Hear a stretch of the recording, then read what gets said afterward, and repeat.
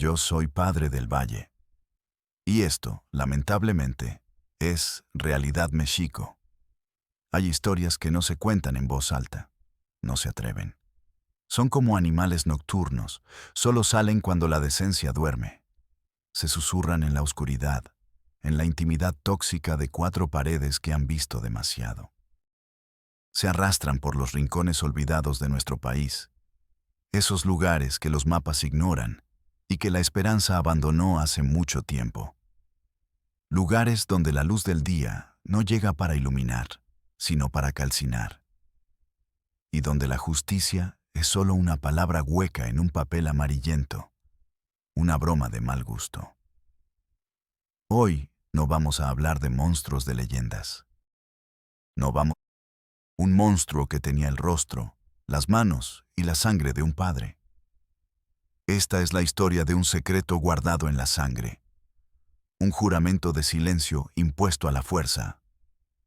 Un secreto que nació y creció en una casa de adobe y lámina, en el corazón mismo de la Huasteca Potosina.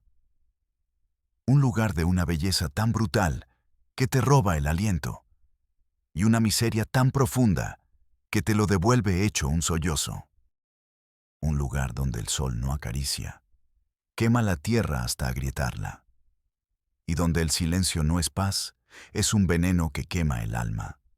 Si tienes el valor para escuchar, si tu estómago puede soportarlo, si crees, como yo, que la verdad, por más dolorosa y vomitiva que sea, debe ser contada para que las paredes dejen de gritar. Entonces quédate. Suscríbete, si es que aún crees que hay algo por lo que luchar, y acompáñame a este infierno. Un infierno que no está en otro mundo. No hay que morir para llegar a él. Está aquí, entre nosotros, respirando nuestro mismo aire, ahora mismo. Todo comenzó con un trozo de papel. No era una carta, ni un memorándum. Era un pedazo de papel de estraza, de ese que usan en las tiendas para envolver el kilo de tortillas. Estaba arrugado, doblado y redoblado tantas veces que las fibras del papel estaban rotas en los pliegues. Parecía un objeto antiguo, un mapa de un tesoro que nadie querría encontrar. Cada pliegue parecía contener una duda, un temblor, un miedo atroz. Y en el centro, aplastada por todos esos dobleces, una pizca casi invisible de esperanza. Javier era un periodista, de esos que ya no existen, o que están en peligro de extinción, de los que todavía se aferraban a la idea romántica de que su trabajo importaba, de los que creían, con una ingenuidad casi suicida, que una palabra bien escrita podía cambiar el mundo. O al menos, el pequeño y olvidado mundo de una persona a la que todos le habían dado la espalda. Trabajaba para El Sol de la Sierra, un periódico local tan flaco y anémico que parecía a punto de desaparecer. Un puñado de hojas impresas con más deudas que noticias. Su escritorio era una metáfora perfecta de su carrera. Arrinconado en la esquina más oscura de la redacción, junto a una ventana que daba a un callejón sin salida, lleno de basura y gatos callejeros. Desde allí, Javier observaba el mundo y sentía que él también estaba en un callejón sin salida. La nota llegó sin remitente, como una confesión anónima en una iglesia vacía. Alguien, moviéndose como una sombra, la deslizó por debajo de la puerta principal de la redacción. Fue una noche de martes. Una de esas noches lentas y pegajosas en las que el tiempo parece estirarse como chicle. El único sonido era el zumbido agónico de los fluorescentes viejos y el tecleo cansado, casi rítmico, de Javier, que terminaba una nota insípida sobre la inauguración de una nueva alcantarilla. La vio al ir por un café.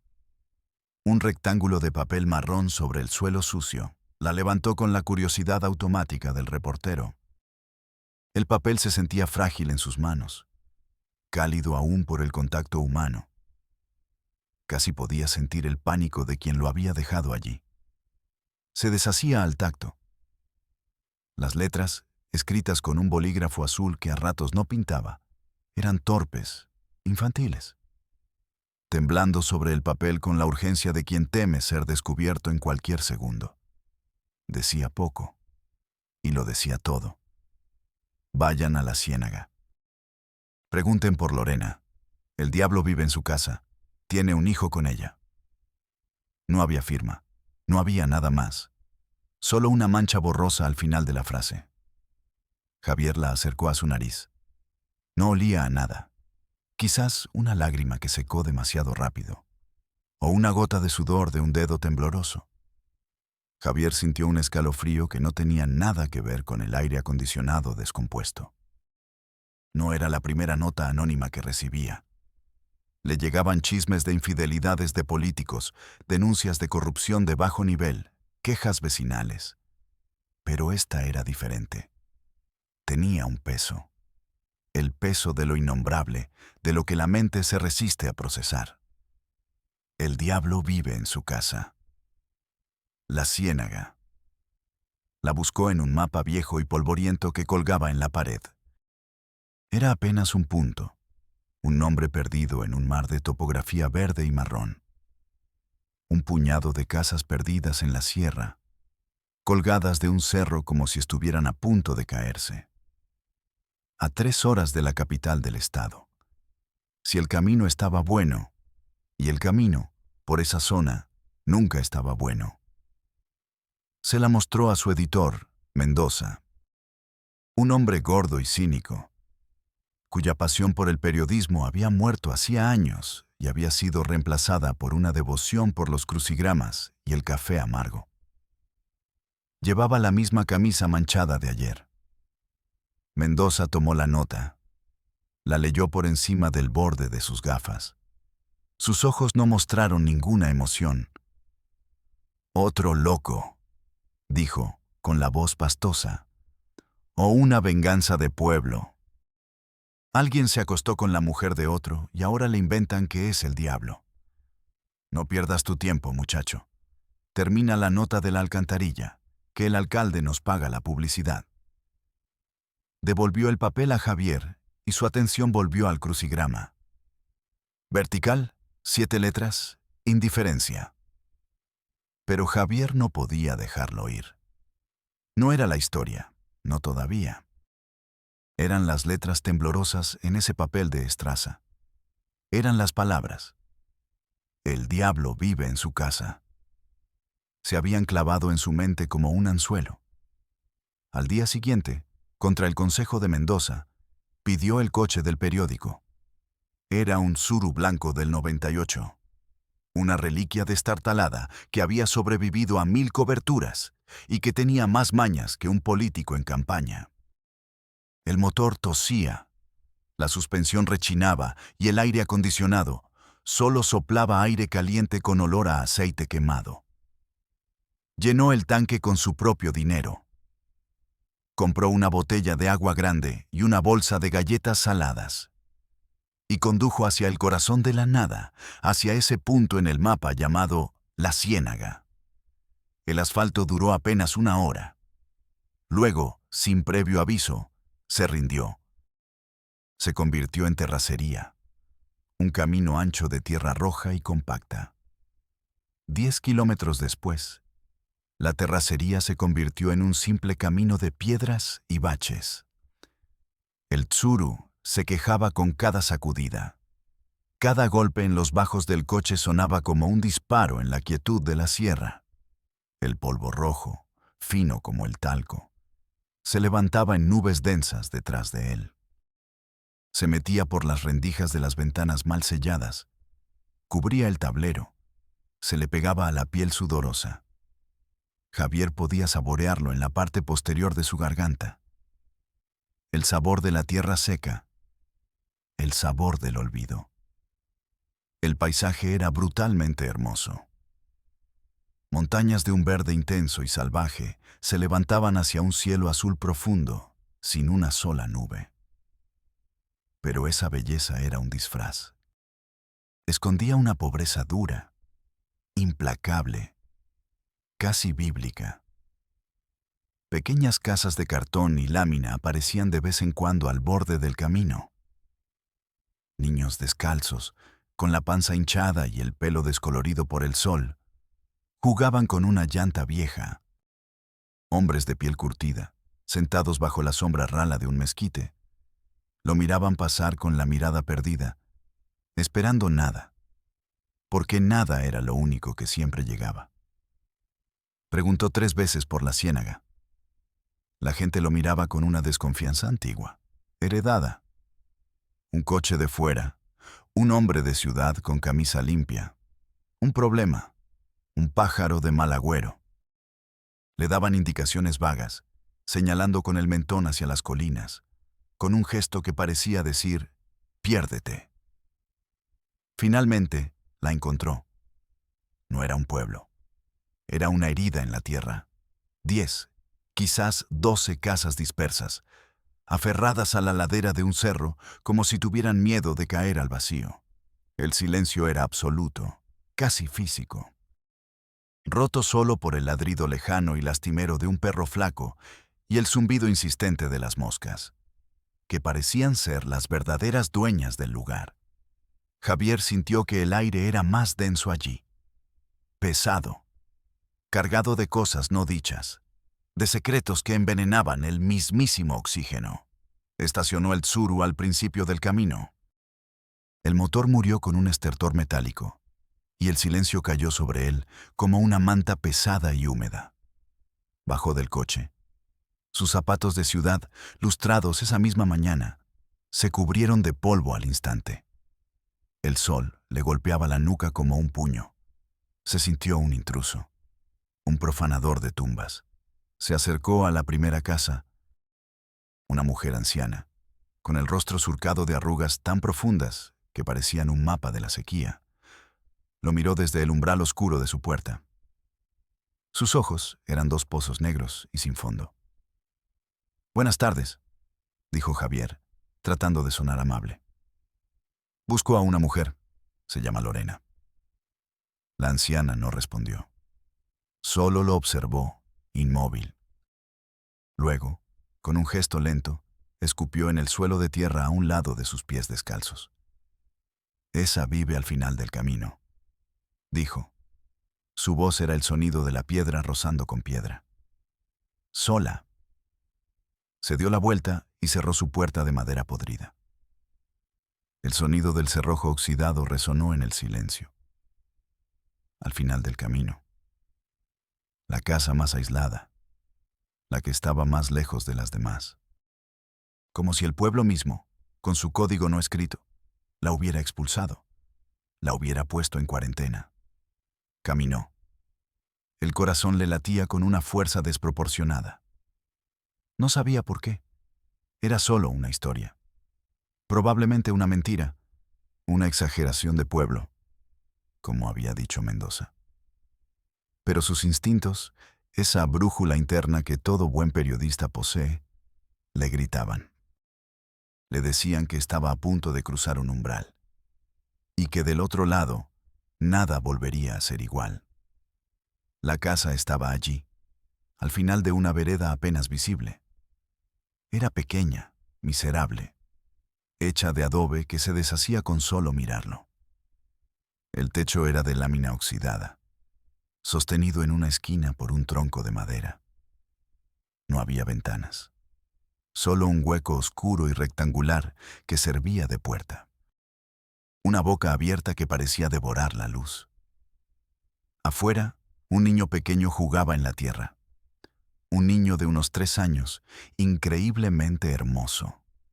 Tenía el cabello de un rubio casi blanco, como el maíz tierno, y los ojos de un azul tan claro que parecían 2 fragmentos de cielo. Estaba extrañamente, dolorosamente fuera de lugar en ese entorno de polvo y miseria. Javier se detuvo a unos metros. El niño levantó la vista. No mostró miedo, ni sorpresa. Solo una curiosidad vieja, impropia de su edad.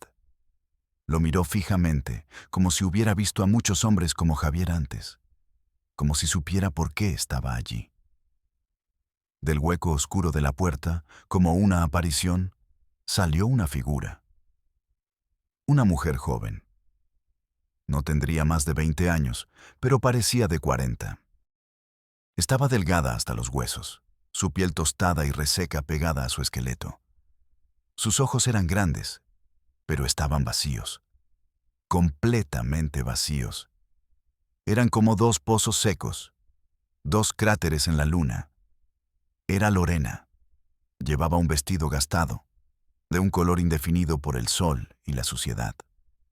Sus pies estaban descalzos, cubiertos por el mismo polvo rojo que lo cubría todo. ¿Qué quiere?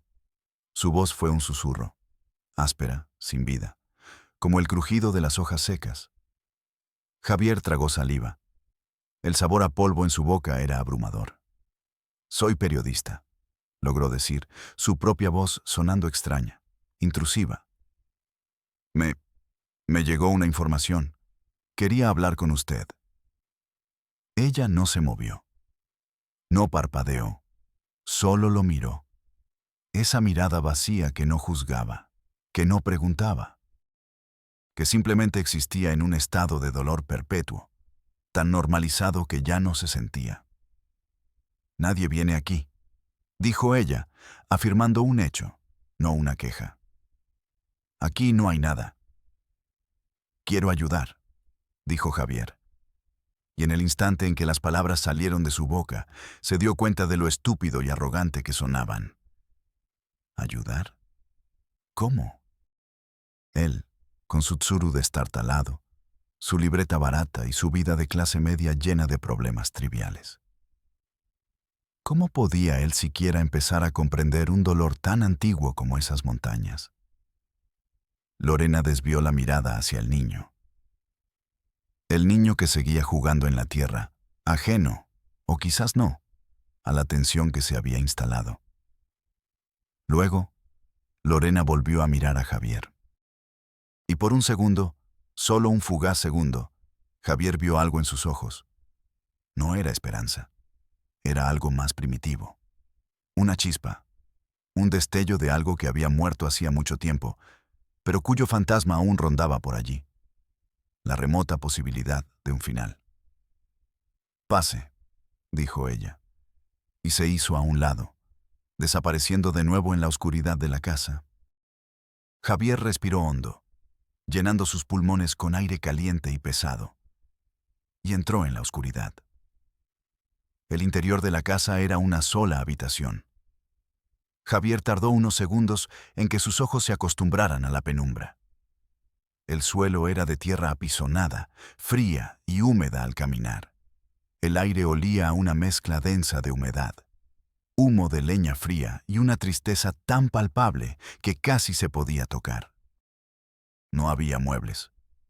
En una esquina, un petate raído. En la otra, un fogón improvisado con 3 piedras negras de hollín, con una olla de barro ennegrecida encima. Y colgado de un clavo oxidado en la pared de adobe, un crucifijo de madera. Estaba torcido, inclinado hacia un lado, como si el Cristo en él también hubiera perdido la fe y estuviera a punto de caer. La única luz entraba por el hueco de la puerta, proyectando un rectángulo luminoso en el suelo y creando largas sombras que bailaban con cada movimiento. La casa se sentía como una cueva o una tumba, un lugar diseñado para esconderse del mundo o para morir lentamente en él.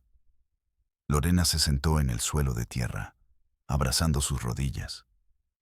Su cuerpo formaba una pequeña y tensa bola de dolor. El niño entró detrás de Javier, sin hacer ruido, y se acurrucó junto a ella. Sin decir una palabra, apoyó su cabeza rubia en el regazo de su madre y cerró sus ojos azules. Javier se quedó de pie, sintiéndose absurdamente grande e incómodo. Sacó su grabadora. Una pequeña grabadora digital, plateada y moderna. Se sintió obscenamente fuera de lugar en ese espacio detenido en el tiempo. ¿Puedo?, preguntó señalando el aparato. Ella asintió. Un movimiento casi imperceptible de la cabeza, Javier se sentó frente a ella, en el suelo, a una distancia que le pareció respetuosa. El polvo se levantó a su alrededor. Podía sentir el frío de la tierra a través de sus pantalones de mezclilla. Activó la grabadora. La pequeña luz roja parpadeó en la penumbra. Un corazón artificial latiendo en medio del silencio de muerte. Lorena, comenzó Javier, con la voz más suave que pudo encontrar. Recibí una nota. Alguien está preocupado por usted, por lo que pasa en esta casa. Ella no respondió. Su única acción era acariciar el cabello rubio de su hijo. Un movimiento mecánico, rítmico, hipnótico. Como un péndulo marcando el paso de un tiempo vacío. Pasaron varios minutos. 1 minuto, 5, 10.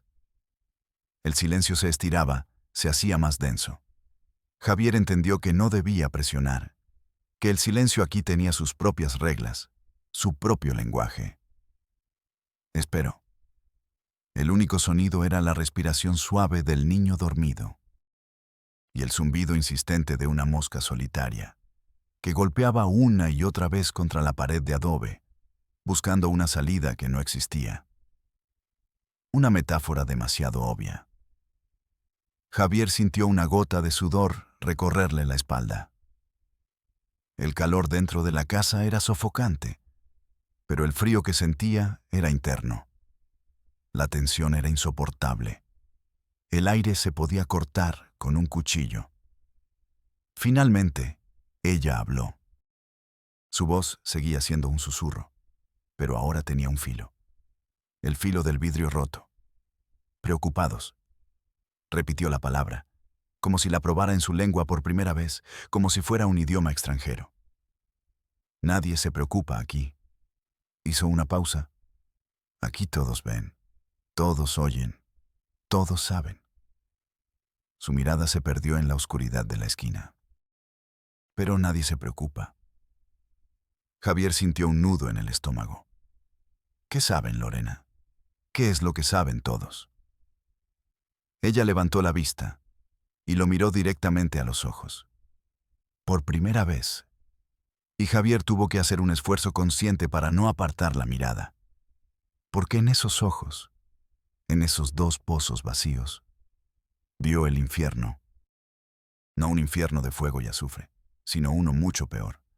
Un infierno frío, silencioso y eterno. Saben de él, dijo. Una sola frase. ¿Él?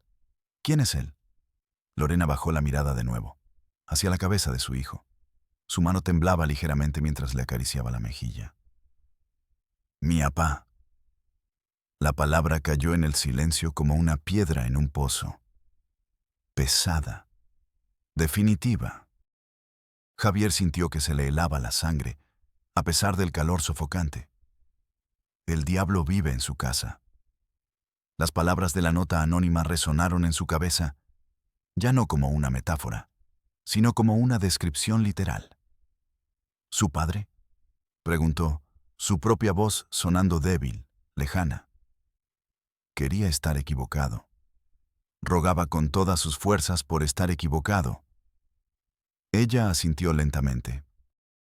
El movimiento de su cabeza era el de una marioneta cuyos hilos se han aflojado.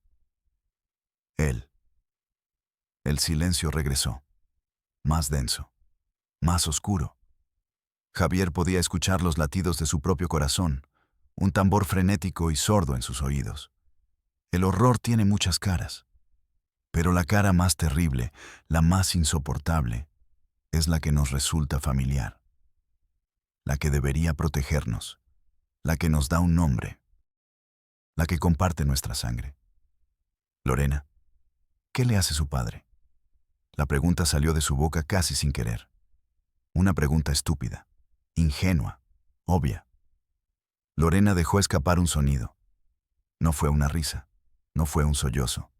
Fue algo intermedio, un sonido gutural, el sonido de algo rompiéndose por dentro, algo que llevaba mucho tiempo agrietado y que finalmente cedía.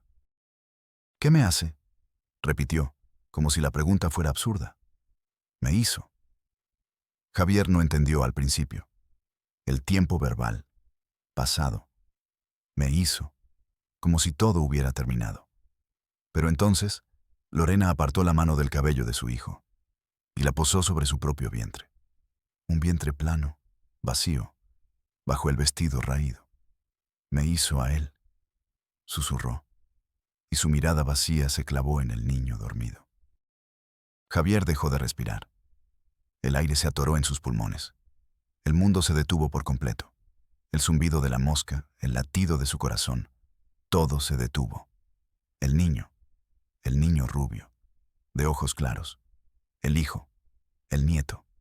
La grabadora seguía parpadeando. Su pequeña luz roja, testigo mudo, electrónico, de la abominación. Javier sintió náuseas. Un sabor amargo, metálico, le subió por la garganta. Tuvo que apoyarse con una mano en la pared para no caer.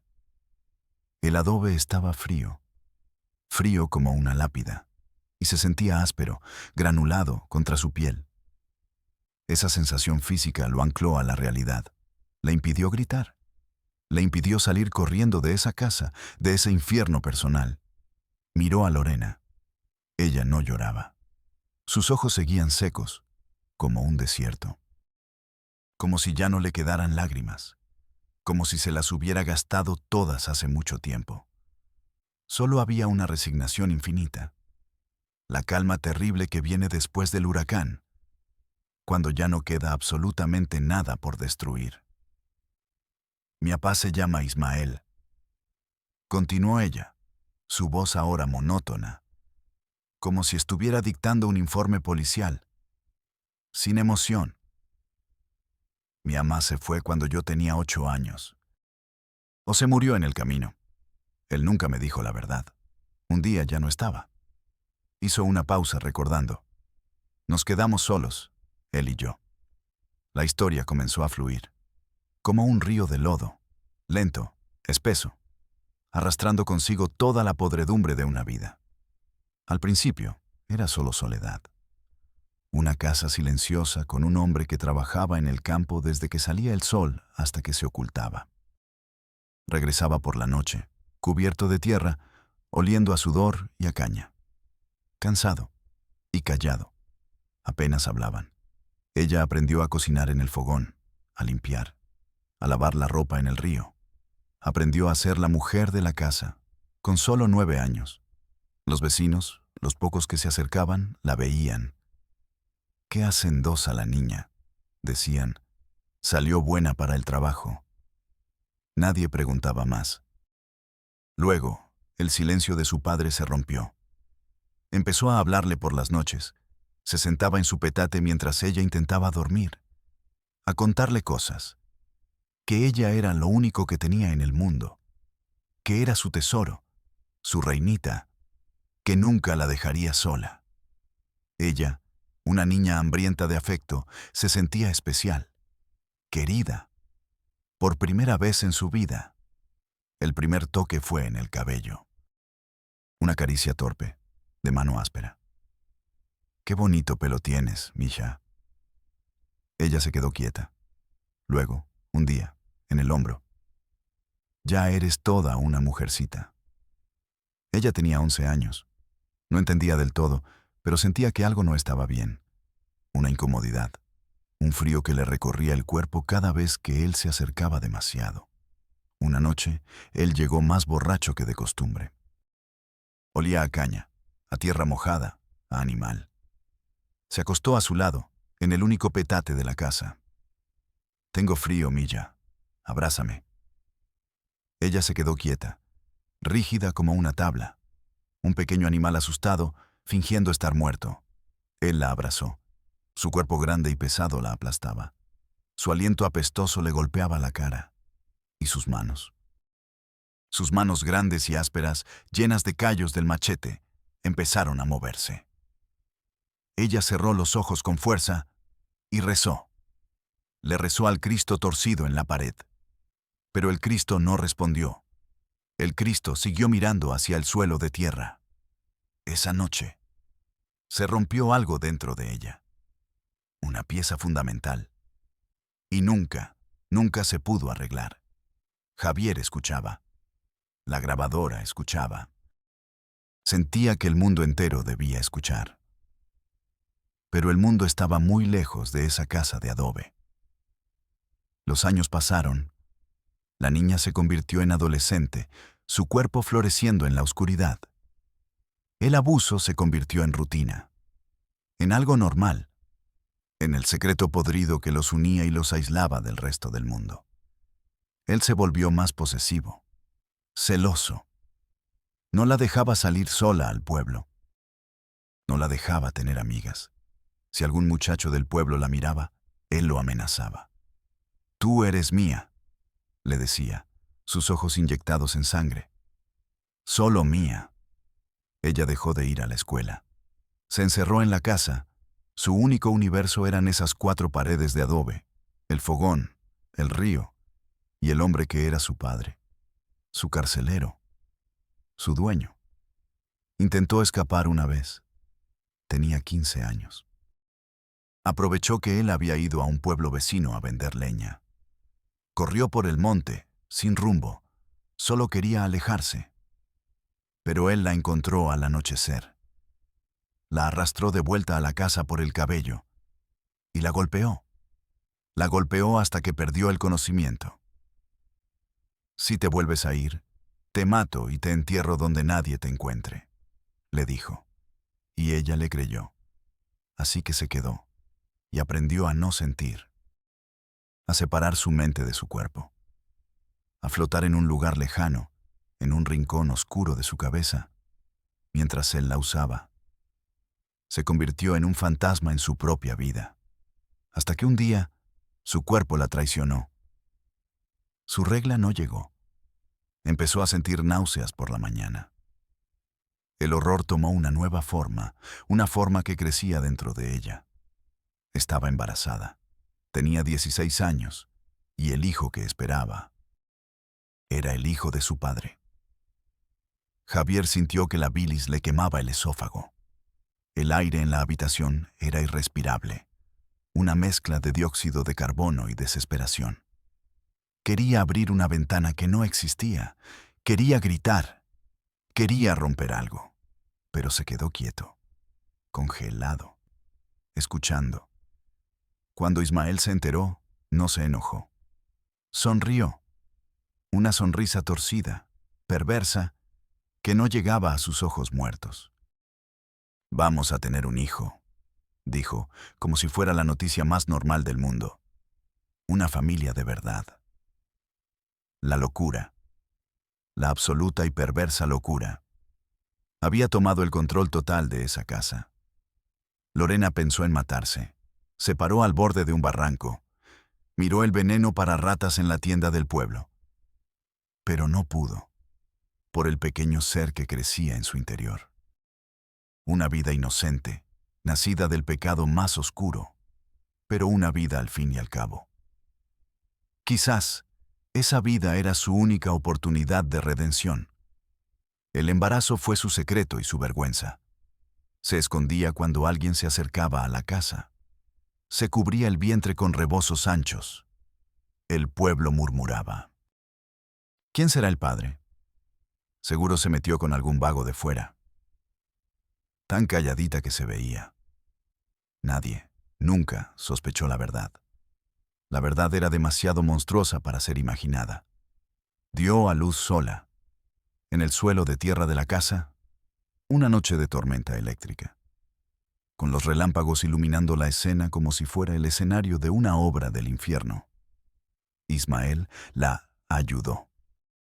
Cortó el cordón umbilical con el mismo cuchillo que usaba para destazar a los chivos. Cuando vio al bebé, Lorena lloró. Por primera vez en años, lloró por el niño, por ella, por el mundo roto y espantoso en el que vivían. Era un niño hermoso, sano, con el cabello rubio de su abuela, la madre que la abandonó, y los ojos azules de su padre, de su abuelo.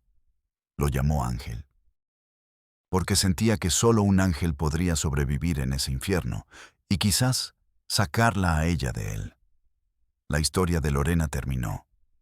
El susurro se apagó. Se quedó sentada, meciendo suavemente a su hijo dormido. El producto de su tragedia, la prueba viviente de su dolor, su única razón para seguir respirando.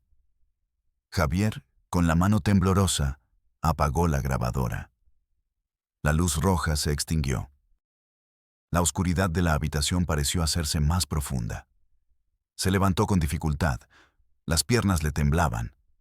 «Lorena», dijo, con la voz rota, «esto no puede seguir así. Tiene que denunciar. Yo la voy a ayudar. Se lo juro». Ella lo miró, con una tristeza infinita, la tristeza de quien ya ha escuchado esas promesas antes. «¿Usted cree?», dijo, sin rastro de sarcasmo, solo un cansancio profundo. «Mucha gente ha querido ayudar. El maestro de la escuela, cuando yo era niña. La enfermera del centro de salud, una vez que me vio un golpe. Mi tía, la que vive en el otro pueblo». Su mirada se perdió. Todos hablaron con él, y él les dijo que se metieran en sus asuntos, y después a mí me fue peor. Hizo una pausa. «Ya nadie se mete». «Pero esto es diferente», insistió Javier, con una desesperación que no sabía que tenía. «Tengo la grabación, esto es un delito, tiene que ir a la cárcel». Lorena sonrió. Una sonrisa sin alegría, amarga. La sonrisa de un mártir. «Esta es su cárcel», dijo, señalando con la barbilla las paredes de adobe que los rodeaban. «Y es la mía también. Si él se va, ¿a dónde voy yo? ¿Con qué como? ¿Quién me va a querer a mí? ¿Y a mi hijo? El hijo del diablo», le van a decir. Su lógica era aplastante, irrefutable. «Usted se irá mañana a su ciudad, a su vida, y nos dejará aquí, solos, con él, y él se va a vengar, en mí y en el niño». El miedo era más fuerte que la esperanza, porque el miedo era real. El miedo tenía un nombre, y dormía a su lado todas las noches. «Déjeme intentarlo», suplicó Javier. «Por favor, por su hijo, por Ángel». Esa fue la palabra mágica. Su hijo, Ángel. La mirada de Lorena se suavizó. Miró al niño dormido en su regazo. Su pequeño, su todo, su única luz. Quizás, solo quizás, por él, valía la pena arriesgarse a un infierno peor. Asintió. Un solo y tembloroso asentimiento. «Está bien», susurró. «Pero si algo sale mal». No terminó la frase. No hacía falta. Javier entendió la amenaza implícita. Si fallaba, la sangre de ellos estaría en sus manos. Javier condujo de regreso a la ciudad como un autómata. El Tsuru se quejaba en el camino polvoriento, pero él no lo oía. No veía el paisaje. Solo escuchaba la voz de Lorena en su cabeza, un eco susurrante que repetía la historia una y otra vez. Llegó a la redacción bien entrada la noche. El lugar estaba vacío. Solo el guardia de seguridad dormitaba en la entrada. Fue a su escritorio, encendió su vieja computadora y escuchó la grabación. El sonido era claro, nítido. La voz de Lorena. El llanto silencioso de un niño que se oía de fondo. El zumbido de la mosca. Era la banda sonora del infierno, y él la tenía en sus manos. Escribió toda la noche, con una furia fría que no sabía que tenía. Cada palabra era un golpe, un ladrillo para construir una historia que nadie, absolutamente nadie, pudiera ignorar. No adornó nada, no exageró. La verdad era tan brutal que no necesitaba adjetivos. A la mañana siguiente, con los ojos rojos por el insomnio, se la presentó a Mendoza. El editor leyó las primeras líneas. Luego levantó la vista de sus crucigramas. Leyó la primera página. Dejó su taza de café. Leyó hasta el final, en un silencio absoluto. Cuando terminó, se quitó las gafas. Se frotó los ojos como si no pudiera creer lo que había leído. Estaba pálido. «Dios santo, muchacho», dijo, su voz por primera vez desprovista de cinismo. Dios santo.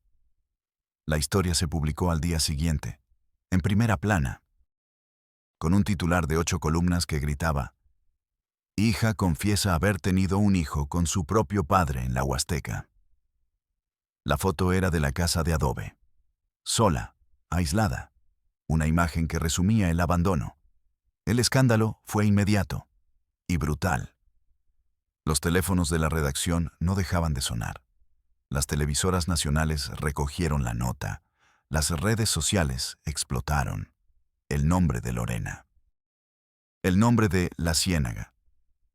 Estaban en boca de todos. Javier se sintió, por un momento fugaz, victorioso. Lo había logrado. Había sacado el horror a la luz. Ahora la justicia actuaría. El sistema funcionaría. Qué ingenuo era. No sabía que acababa de abrir la puerta a un infierno diferente. Un infierno de burocracia, de indiferencia, de crueldad institucional. El primer paso fue ir al Ministerio Público con una copia del periódico y la grabación. Lo recibió una secretaria joven, con las uñas perfectamente pintadas de rojo, que mascaba chicle ruidosamente. ¿Tiene cita?, le preguntó, sin levantar la vista de su teléfono. Javier explicó la urgencia del caso, la vida de una mujer y un niño en peligro inminente. La secretaria suspiró con el aburrimiento de quien ha escuchado todas las tragedias del mundo y ya ninguna le importa. El licenciado está en una junta. Llene este formulario y espere. Le dio una hoja. El formato de denuncia A38. Un laberinto de casillas y preguntas irrelevantes. Nombre completo de la víctima. Domicilio. Teléfono. QRP. RFC. Javier llenó lo que pudo. Esperó 2 horas en una silla de plástico duro, viendo a la gente pasar. Gente con el rostro marcado por la desesperación, buscando una justicia que siempre parecía estar en otra ventanilla, en otro turno, en otro día. Finalmente, lo recibió un agente del MP. Un hombre con un traje barato que le quedaba grande y una corbata mal anudada. Tenía la mirada cansada y un escritorio cubierto de expedientes. Carpetas y carpetas de dolor archivado. Javier le contó la historia. Le puso la grabación. La voz susurrante de Lorena llenó la pequeña oficina. El agente escuchó, sin ninguna expresión en su rostro. Cuando terminó, se reclinó en su silla, que rechinó en señal de protesta. Interesante, dijo, pero problemático. Javier no podía creer lo que oía. ¿Problemático? Es una monstruosidad. Ese hombre debe ser arrestado ahora mismo. El agente suspiró, un sonido largo y cansado. Mire, joven periodista, una grabación no es una prueba concluyente en un juicio. Puede ser editada. La mujer pudo ser coaccionada. Necesitamos que ella venga a ratificar su denuncia, en persona. Y necesitamos pruebas físicas, un examen de ADN al niño y al padre. Para eso necesitamos una orden judicial que un juez no nos va a dar sin una denuncia formal. Pero ella tiene miedo. No va a venir. Si ustedes van, él la va a matar. El agente se encogió de hombros. Un gesto de impotencia ensayado 1000 veces. Son los procedimientos. No puedo simplemente mandar una patrulla y arrestar a un hombre basado en un artículo de periódico. Esto no es una película. Abriremos una carpeta de investigación. Le asignaremos un número de folio. Cuando tengamos algo, le llamaremos. Le dio un papelito con un número escrito a mano. La carpeta de investigación 4-6-2023. El horror de Lorena, reducido a un número, a un expediente más en la pila. Javier salió de allí con un sentimiento de impotencia tan grande que le costaba respirar. El sistema no estaba diseñado para proteger a las víctimas. Estaba diseñado para protegerse a sí mismo, con sus reglas, sus formatos, sus tiempos. Pero no se rindió. El escándalo mediático era su única arma. Llamó a una organización de derechos humanos, a una asociación de mujeres. La presión creció. El caso llegó a oídos del gobernador, quien dio una rueda de prensa prometiendo llegar hasta las últimas consecuencias y cero tolerancia a la violencia contra las mujeres. Palabras huecas, discursos vacíos, para la foto. Finalmente, después de una semana de infierno, una semana en la que Javier no pudo dormir imaginando a Lorena y a Ángel solos con el monstruo, una comitiva oficial se dirigió a la Ciénaga. 2 patrullas de la Policía Estatal, una camioneta del DIF con una psicóloga y una trabajadora social, y varios coches de la prensa, que olieron la sangre y querían el espectáculo. Javier fue con ellos. Se sentía responsable. Tenía que estar allí. Cuando llegaron a la Ciénaga, el pueblo era un fantasma.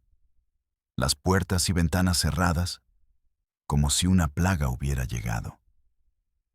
El convoy de vehículos se detuvo frente a la casa de adobe. Los policías bajaron con sus armas largas y sus chalecos antibalas. Una demostración de fuerza ridícula y tardía. El comandante golpeó la puerta improvisada. «Ismael García, salga con las manos en alto». No hubo respuesta. Volvió a golpear, más fuerte. «Policía estatal, abra la puerta». Silencio. Javier sintió un terror helado recorrerle la columna. ¿Y si era demasiado tarde? ¿Y si los había matado a ambos y luego se había suicidado? Los policías forzaron la entrada. Entraron con las armas en alto. La casa estaba vacía. El petate, el fogón, el Cristo torcido. Pero no había nadie. Se habían ido, desaparecido. La trabajadora social del DIF, una mujer llamada Carmen, encontró algo en el suelo. Un pequeño zapato de niño, roto, lleno de polvo. Lo levantó con 2 dedos, como si fuera una reliquia sagrada. Buscaron por los alrededores. Preguntaron a los vecinos. Pero nadie había visto nada. Nadie sabía nada. La ley del silencio. Férrea. Inquebrantable. La comitiva se fue con las manos vacías. La historia se enfrió. Otro caso más sin resolver para las estadísticas. Javier se quedó. Se negó a irse. Durante 3 días recorrió el pueblo, hablando con la gente, rogando, suplicando por una pista. Nadie habló. Solo lo miraban con una mezcla de miedo y resentimiento. Él había traído los problemas. Él había roto su paz podrida. Al 4.º día, la anciana que le había dado la primera indicación, lo llamó desde su puerta. «Venga», le dijo. Javier se acercó. La mujer miró a ambos lados del camino. Y luego le susurró. Se fueron por el monte, hacia el norte. Un primo de él tiene un rancho por allá, en el municipio de Rayón. Ahora váyase, y no vuelva nunca. Y le cerró la puerta en la cara. Era una pista. Débil, vaga. Pero era algo. Javier regresó a la ciudad. Fue directamente con Carmen, la trabajadora social. La única persona en toda la burocracia que le había parecido humana. La encontró en su oficina, un cubículo diminuto atestado de papeles. Carmen tenía ojeras y la misma mirada de derrota que Javier había visto en tanta gente. Le dio la información. Un rancho en Rayón. El primo de Ismael. Carmen escuchó y suspiró. Un suspiro que contenía todo el peso del sistema. «Javier», dijo. «Gracias, pero...». Abrió un cajón y sacó una carpeta. Era la carpeta de Lorena, con el número 416 en la etiqueta. El caso fue reclasificado. ¿Qué? ¿Qué quiere decir? Cuando la policía no los encontró en su domicilio, dejaron de ser un caso de violencia familiar para el Ministerio Público. Ahora son personas no localizadas. Y eso le corresponde a otra dependencia, la Fiscalía Especializada en Búsqueda de Personas. Javier se quedó sin palabras. El cinismo era tan absoluto, tan perfecto, que era casi una obra de arte. ¿Me está diciendo que tenemos que empezar de cero? Carmen asintió, con la mirada perdida en su monitor. Tiene que ir a la otra fiscalía, llenar el formato 2B para el reporte de persona desaparecida y esperar a que le asignen un nuevo investigador. Lo siento, Javier. Mis manos están atadas. El sistema no buscaba justicia. Buscaba ordenar el horror en carpetas, clasificarlo, archivero hasta que fuera olvidado, moverlo de un escritorio a otro hasta que la víctima o el periodista se cansaran y se rindieran. Javier sintió una rabia fría. Salió de esa oficina y fue a la otra fiscalía. Llenó el formato 2B. Le dieron un nuevo número de folio y le dijeron que esperara. Esperó una semana, 2 semanas, un mes. Llamaba todos los días. El caso está en proceso. El agente asignado está de vacaciones. Estamos trabajando en ello. Mentiras, excusas, la burocracia como un muro, diseñado para agotar la esperanza. Javier publicó otra nota, denunciando la negligencia, la indiferencia, pero ya no tuvo el mismo impacto. La gente se había olvidado de Lorena. Había nuevas tragedias, nuevos escándalos. El ciclo de noticias es implacable y la memoria del público es corta. Su editor le dijo que dejara el caso. Ya no vende, muchacho. Busca otra cosa. Pero Javier no podía.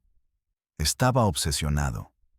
La imagen de Lorena, la cara del pequeño Ángel, lo perseguían en sus sueños. Con su propio dinero, puso gasolina al Tsuru y condujo al municipio de Rayón. Sin una dirección, solo con el vago dato de el rancho de un primo. Pasó días preguntando, mostrando una foto de Ismael que había conseguido en los archivos policiales. La gente era hostil, cerrada. Nadie lo conocía. Nadie lo había visto. Estaba a punto de rendirse. Sentado en la plaza de un pueblo, comiendo unos tacos, derrotado. Cuando un anciano se sentó a su lado. «Usted es el periodista, ¿verdad?». Javier asintió. «Los vi», dijo el anciano en voz baja. «Hace como un mes. Pasaron por aquí. El hombre, la muchacha y el niño. Iban a pie, hacia la sierra. Parecía que el diablo los venía persiguiendo.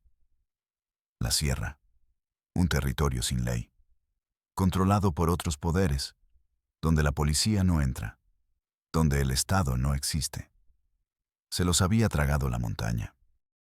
Habían desaparecido, para siempre». Javier regresó a la ciudad, vencido, roto, había fracasado. No solo no había salvado a Lorena, la había condenado a una vida de fugitiva. La había arrancado de su infierno conocido para arrojarla a uno peor. Uno sin nombre, sin ubicación, sin esperanza. Han pasado 6 meses desde entonces. El expediente 416 sigue abierto, en algún escritorio, juntando polvo. El formato 2B de personas desaparecidas también. Son solo papeles. Fantasmas en un archivo. Javier ya no trabaja en el periódico. Renunció. O lo renunciaron. Ya no importa. Perdió la fe. En su profesión. En la justicia. En todo. A veces lo veo, sentado en un café, con la mirada perdida. Parece que envejeció 10 años en un año. Nadie sabe qué fue de Lorena, de Ismael, del pequeño Ángel. Quizás cruzaron la frontera. Quizás viven en alguna comunidad aislada en la sierra, repitiendo el mismo ciclo de horror. O quizás están muertos, enterrados en una tumba sin nombre. Su secreto murió con ellos. La casa de adobe en la ciénaga está abandonada. El viento entra por el hueco de la puerta y arrastra el polvo rojo. El Cristo torcido sigue en la pared. testigo mudo de una tragedia que el mundo decidió olvidar. Los vecinos pasan por ahí y se persignan, como si la maldad se hubiera quedado impregnada en las paredes. Esta es la realidad de nuestro México. Un país de historias no contadas, de víctimas invisibles y de sistemas que no solo fallan, sino que participan activamente en la perpetuación del horror.